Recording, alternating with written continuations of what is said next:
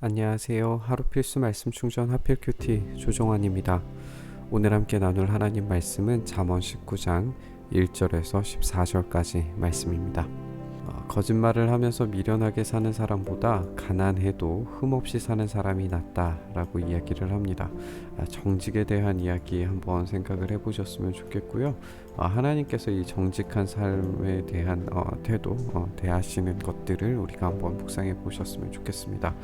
이 거짓말과 미련하게 사는 삶이 이 가난 해도 흠없는 사람보다 낫다라고 하는 말이 이전에 본문들에서 이 뇌물에 대한 이야기가 있었잖아요. 그러니까 뇌물은 결국에 물질을 가지고 거짓말을 하는 것, 탐욕을 가지는 것, 이것들로 이제 연결이 될 텐데, 그렇게 거짓말하면서 미련하게 재물을 가지고 뇌물을 바치면서 그런 거짓된 인생을 사는 것보다 가난해도 흠없이 사는 사람이 훨씬 낫다라고 하는 겁니다. 이 정직한 삶 가운데 하나님께서 반드시 보상하실 것이라는 걸 우리가 기억했으면 좋겠습니다. 지식이 없는 열심은 좋은 것이라고 할 수 없고 너무 서둘러도 발을 헛디딘다라고 이야기를 합니다. 이제 서둘러도 발을 헛디딘다라고 하는 말이 이제 길을 잘못 든다라고 하는 말로 우리가 읽게 될 텐데, 여기에 이제 사람은 미련해도 스스로 길을 잘못 들고도 마음속으로 주님을 원망한다와 함께 연결시켜서 생각해 보셨으면 좋겠어요. 그러니까 지식이 없는 열심, 무분별하게 자기가 자기 멋대로 자기의 뜻대로 길을 만들어가는 것은 서두름과 발을 헛디디는, 길을 잘못 들게 되는 그런 오류에 빠질 수 있게 될 겁니다. 또 사람은 미련해서 스스로 길을 잘못 드는 이 길에 대한 이야기예요. 발을 헛디딘다, 자기 마음대로 길을 왜곡해서 걷는다, 이런 뜻인데, 스스로 잘못 들고서도 주님을 원망하는 그런 구부러진 길을 걷게 되는 겁니다. 그러니까 지식이 없는 열심은 방향성을 제대로 찾지 못한 채 자기 원하는 대로 막 급하게 서둘러서 그 길을 걸어가게 될 거예요. 그러면 당장은 빠른 길을 가는 것처럼 보일지 몰라도 하나님께서 인도하시는 고든 길을 갈 때에야, 정말 바른 방향성을 가지고 걸어갈 때에야 참된 목적지에 도달하게 될 거예요. 그러나 이렇게 자기의 뜻대로 이 지식이 없는 하나님 경외의 삶을 살지 않는 자기 멋대로의 삶을 선택하게 되면 결국에 스스로 길을 잘못 들고 발을 헛디디게 되는, 잘못된 방향으로 걷게 되는 그런 길을 가게 된다는 겁니다. 그래서 하나님께서 원하시는 그 바른 길을 걸어가기 위해서는 참된 지식이 필요하고, 이 참된 지식은 바로 하나님 경외라고 하는 사실을 우리가 기억해 보셨으면 좋겠습니다. 재물은 친구를 많이 모으지만 궁핍하면 친구도 떠난다 라고 이야기를 하고요.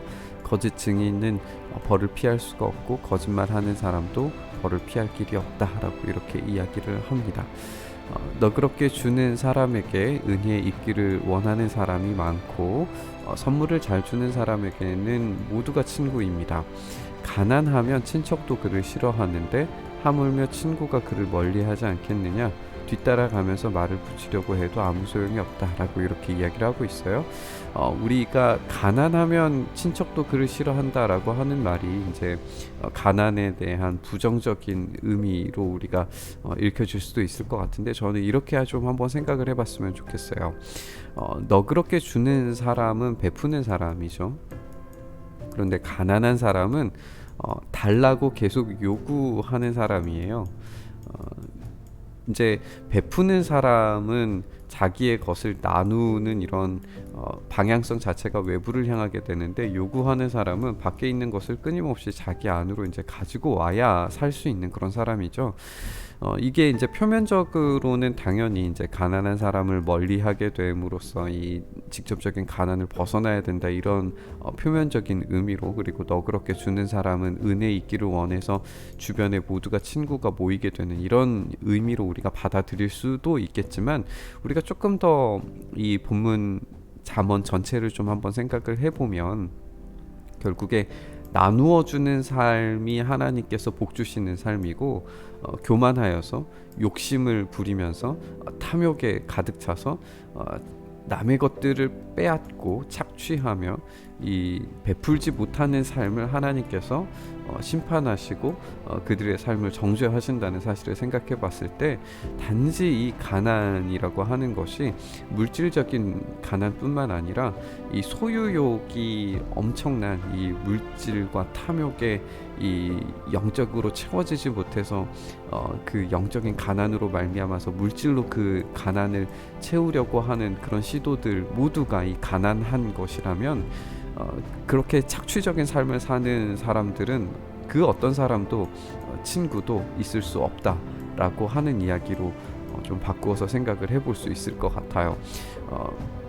그렇게 우리가 너그럽게 주는 삶, 또 선물을 잘 주는 삶, 베푸는 삶, 이런 사람들에게 결국에 사람들이 모이게 되어져 있고, 이 베푸는 삶을 통하여서 이 확장된 삶에 대해서 잠언은 상당히 많은 부분에서 이런 이 이미지와 그림들을 우리에게 보여주거든요. 결국에는 이스라엘이 선택해야 됐던 삶도 이렇게 베푸고 나누어 주는 삶이었어야 했어요. 그래서 이스라엘이 하나님 나라가 점점 확장되는 것을 경험했어야 했습니다. 지금 우리의 모습도 마찬가지죠. 우리 교회가 밖으로 나누어주는 삶을 살지 않으면 그때의 우리의 삶이 교회의 공동체가 결국에는 이 가난함으로 이제 착취할 수밖에 없고, 그런 내부적으로 들어오는 그런 창취적인 공동체는 결국 멸망하고 파괴될 수밖에 없다라고 하는 사실도 우리가 좀 생각해 봤으면 좋겠어요. 반대로 우리가 아무리 어렵고 가난하더라도 베푸는 공동체가 되었을 때에, 그렇게 나누어 줄 때에 주변으로 친구가 모이게 되고, 그 친구들을 통하여서, 그 이웃들을 통하여서 하나님 나라가 확장됨을 우리가 경험하게 될 겁니다. 이런 그림들을 우리가 이 6절 7절 말씀을 한번 묵상을 해보시면서 한번 생각해 보셨으면 좋겠습니다. 지혜를 얻는 사람은 자기의 영혼을 사랑하고 명철을 지키는 사람은 복을 얻습니다. 거짓 증인은 벌을 피할 수 없고 거짓말하는 사람은 망하게 되고 말 거예요. 미련한 사람이 사치스럽게 사는 것도 마땅하지 않은데 하물며 종이 고관들을 다스리는 것이랴. 그러니까 미련한 사람이 사치스럽게 이렇게 외부로 드러나는 어떤 겉모습에 대한 어떤 자랑거리들이죠. 종이 고관들을 다스리는 것도 마땅치 않을 거예요. 그러니까 지금 어떤 겉모습과 동일하게 자기의 내면의 것들을 동일하게 채우는 것, 이것들이 얼마나 중요한가에 대해서 강조하는 말씀으로 한번 생각을 해보셨으면 좋겠습니다. 노하기를 더디하는 것은 사람의 슬기고 허물을 덮어주는 것은 그의 영광입니다. 우리가 전에 본문들도 살펴보았고, 우리 고린도전서 13장도 한번 살펴보시면 이 허물을 덮어주는 것, 결국에는 이 사랑이라고 하는 것이 그에게 얼마나 영광스러운 것으로 하나님께서 갚아주실 것인가를 한번 생각해 보셨으면 좋겠습니다. 왕의 분노는 사자가 소리를 지르는 것과 같고 그의 은혜는 풀 위에 내리는 이슬과 같다라고 이야기를 하고 있습니다. 미련한 아들은 아버지에게 파멸을 가져다주고 다투기를 잘하는 아내는 새는 천장에서 떨어지는 물과 같습니다. 집과 재물은 조상에게서 물려받은 그런 유산이지만 슬기로운 아내는 주님께서 주신다. 우리가 이 지금 미련한 아들, 그리고 다투기를 잘하는 아내, 이런 것들이 지금 이제 가정 안에서의 잠언으로 우리가 받아들일 수도 있겠지만, 우리가 다시 생각을 해보면 지금 이 잠언 전체의 내용들이 결국에는 이 젊은이에게, 이 다음 세대에게 주는 지혜의 말이고, 이 젊은 세대가 하나님 경외의 삶을 살도록 가르치는 그런 말씀이라는 걸 우리가 알게 돼요. 조금 이 지혜서 전체를 좀 생각을 해보면, 이 잠언이 젊은이들을 위한 글이라면 전도서는 중년을 위한 그런 글처럼 보이고요.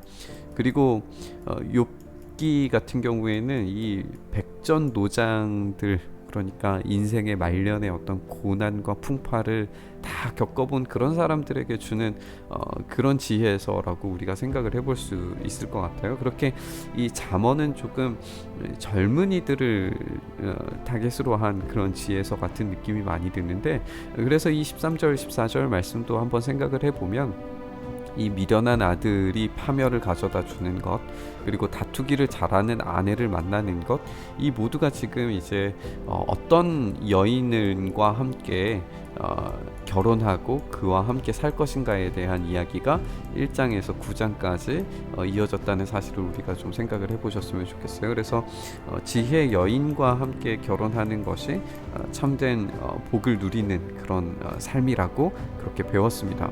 그러니까 미련한 아들은 지혜 여인을 선택한 게 아니라 다투기를 잘하는 아내를 선택한 거죠. 그럼 미련한 인을 선택을 한 거죠. 그래서 천장에서 떨어지는 이 물과 같이 자기의 집안 전체를 말아먹게 되는 것이고, 그것이 바로 아버지에게 파멸을 가져다 주는 그런 결과물이었을 거예요. 이렇게 집과 재물은 조상들에게 물려받은 어떤 유산이고, 이것들을 관리하는 것들은 이제 아내의 지혜로움에 따라서 이것들이 관리가 되게 될 텐데, 이 슬기로운 아내를 만났을 때에는 이 물려받은 유산이 이 다투기 잘하는 아내가 천장에서 떨어지는 물과 같아서 아버지에게 파멸을 가져다 주는 이런 방식이 아니라, 슬기로운 아내는 이 유산을 훨씬 더 풍성하게 만들어주는 그런 역할을 감당하게 될 거예요.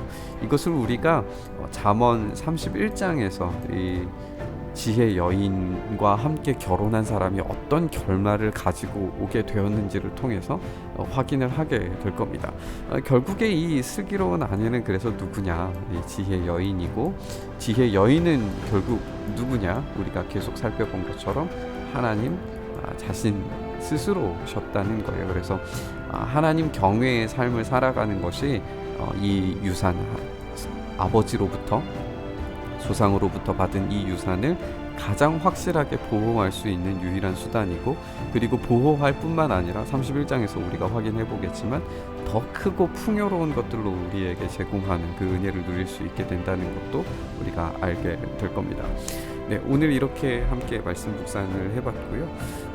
우리가 함께 살펴본 것처럼 이 하나님께서 우리에게 요구하시는 것들, 또 하나님께서 우리에게 삶을 살아내기를 원하시는 것들을 베풀고 나누어 주는 것, 그래서 하나님이 우리에게 부여하신 그 은혜보다도 훨씬 더 많은 것들로 세상에 확장하면서 살아가는 것, 이것이 우리에게 주신 은혜고, 그 지혜를 책임 있게 사용하는 방법이라는 것을 우리가 알게 됩니다. 그렇게 우리가 하나님 나라를 확장하는 것이 우리 교회에, 그리고 우리의 삶에 주어주신 책임이라는 사실도 우리가 한번 생각을 해보셨으면 좋겠어요.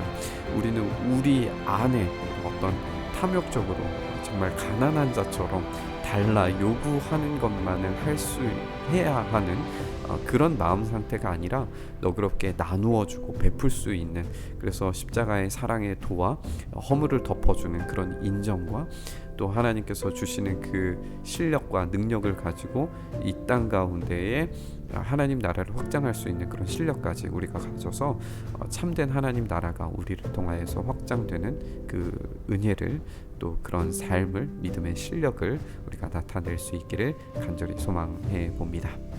주님, 그렇게 우리가 하나님 나라를 확장하며 하나님께서 우리에게 주신 그 책임과 책무를 감당할 수 있도록 도와주시옵소서. 그 믿음의 실력이 우리 가운데 있게 하시고, 그 믿음의 실력 위에 성령님께서 베풀어 주시는 그 은혜의 결과물들을 온전히 누릴 수 있도록 역사하여 주시옵소서. 그렇게 우리의 삶을 만지시고 만들어가 주시기를 간절히 소망하며 우리 주님 예수 그리스도의 이름으로 기도드리옵나이다. 아멘.